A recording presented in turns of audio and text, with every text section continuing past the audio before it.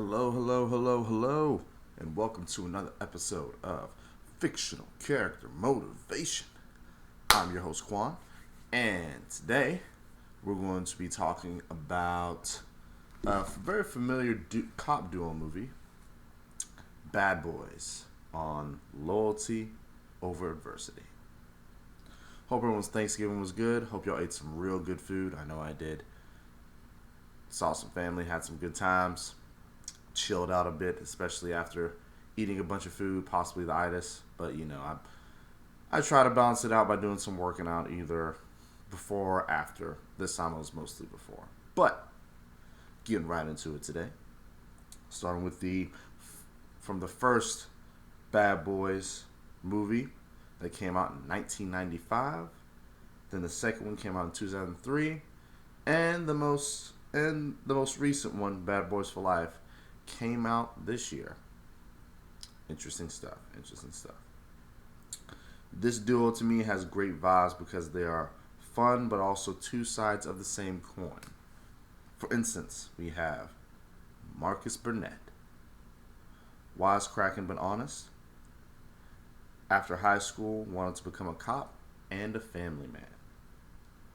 Does the job because it gives him purpose and helps pays the bill. Opposite side of the coin is Mike Lowry. Wisecracking and talented in many ways, oftentimes associated with the player. At least after school, he was associated with the player. After high school, something happened that his parents also did that left him a generous sum of money to where financially he doesn't have to worry about much. And can buy the most suave and most fancy of things. Does the job because he always wanted to be a cop, and also the action star he acts like now because he is, as if you've seen the movies, he's usually the first one there, first one to get in the scene, the first one to get real dirty, possibly get into the center of the action of the scene. So you have the family man and the action hero.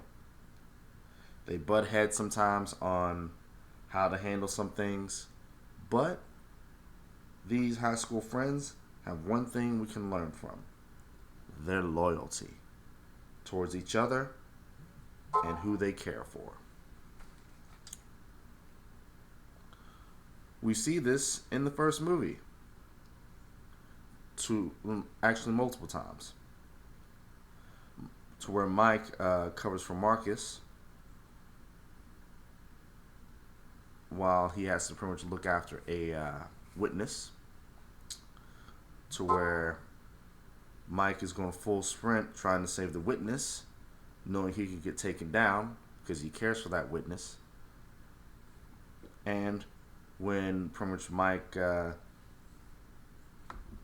this is almost happens in like a scene of 5 minutes of like rush intensity, but all that, and when Mike pretty much tackles Marcus out of the way from being ran over by a car, lots and lots of dedication to each other. We see this in the second, to where even though Marcus family man, is going through sort of a spiritual change, woosah and some deep conversations.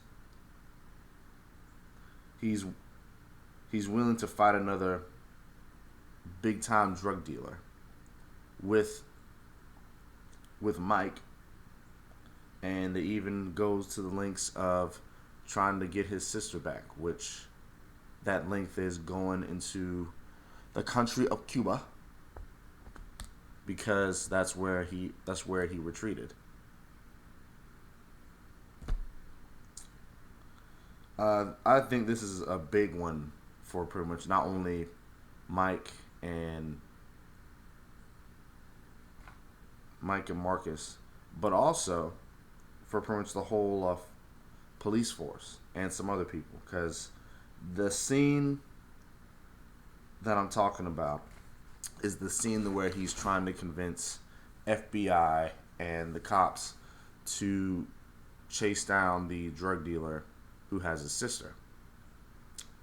And they're saying that they can't do it because of certain international things, and they even pulled the line, "We don't negotiate with terrorists."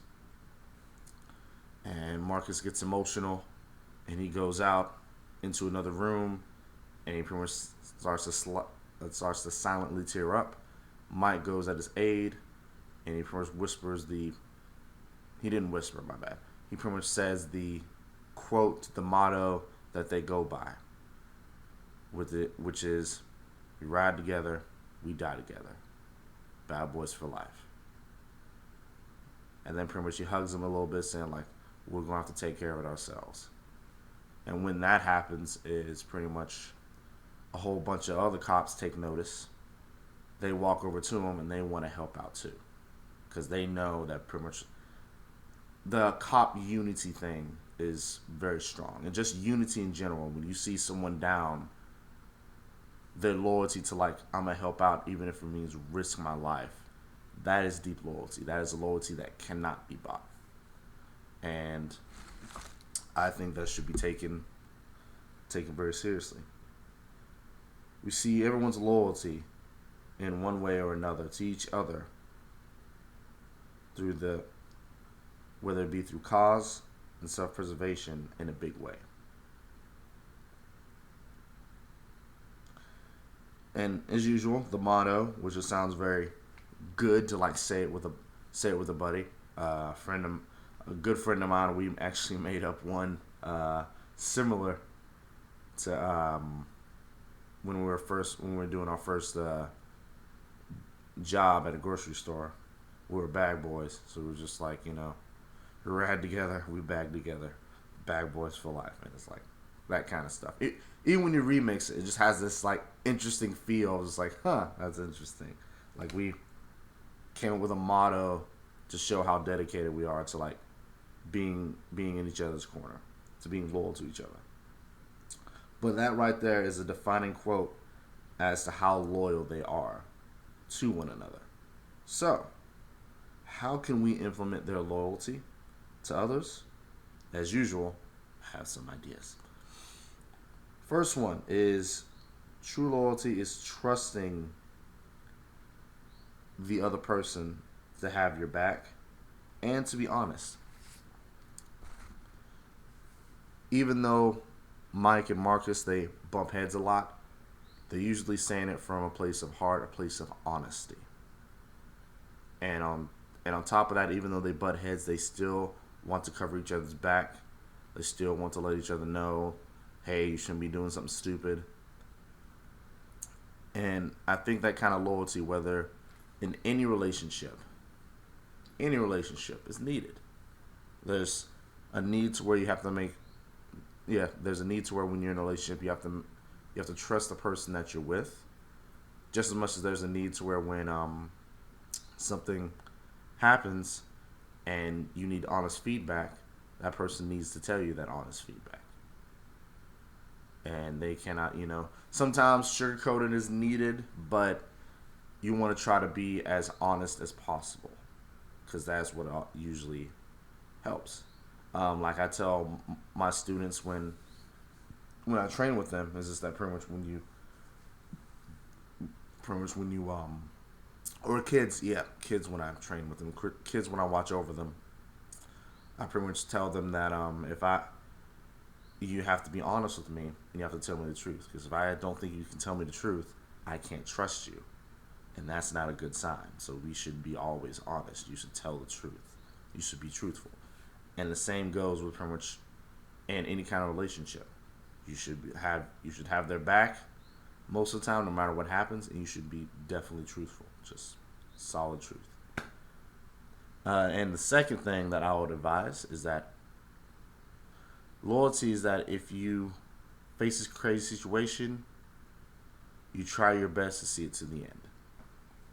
There's been multiple crazy situations that Mike and Marcus have been through, on their years of being a cop. I mean, they've busted a KKK rally, which also was having some connections with dealing drugs. They pretty much have gotten shot at least once or twice, and they still went back for the partner to make sure that they're okay, or to cover for the partner when they're okay. There's been it's a good dynamic that it's a good rule that pretty much to understand that whatever crazy situation happens, you don't just back away unless you're trying to get a view, unless you're trying to pretty much get an outside view, a bigger look at everything. You shouldn't back away and leave them there to handle it. Whatever the situation is, and this could be, it doesn't have to be like a big situation like, like crazy action movie stuff. This situation can be needed when a friend is, a little bit down and or depressed. A friend of theirs has passed, a family of theirs has passed, even a pet has passed. Sometimes, that's a crazy enough situation to where what they may need may not be someone who talks to them. They may just need someone just to be there with them. Just to let them know that they're not alone in this. And that's always good loyalty tips. As usual, if any of this hit, please go to my first please follow me. We on my YouTube channel I have Quan of Mind of Quan. That's MINDOF and Quan QUAN. Please follow my channel. I put out these podcasts. I try to make it 3 times a week, unless of course there's a holiday in the middle of it. Then it might be a little bit, maybe 2 times a week, depending on what happens, or maybe 1 time a week, depending on what's going on. And also have a podcast channel, because I convert these to podcasts. That's called Fictional Character Motivation.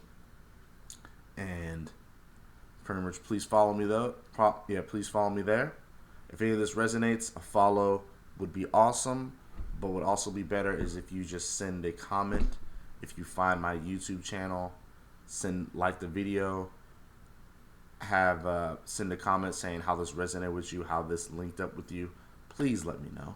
It's very nice to know that some of my content, some of my words, some of my outlooks on these movies kind of connect with you. And I'm going to try to do something different. I'm trying to make it a little bit, I don't want to say like give you a head start, but I want you to keep in mind that when we changing some things, hopefully I might have a intro soon. That'd be very nice, a little bit of nice little groovy intro. But besides that, please keep listening. Please give comments. Please take from it, because the next episode will involve Mission Impossible. Have you go with that. But hope everyone has an awesome day. Hope this landed for you, and deuces.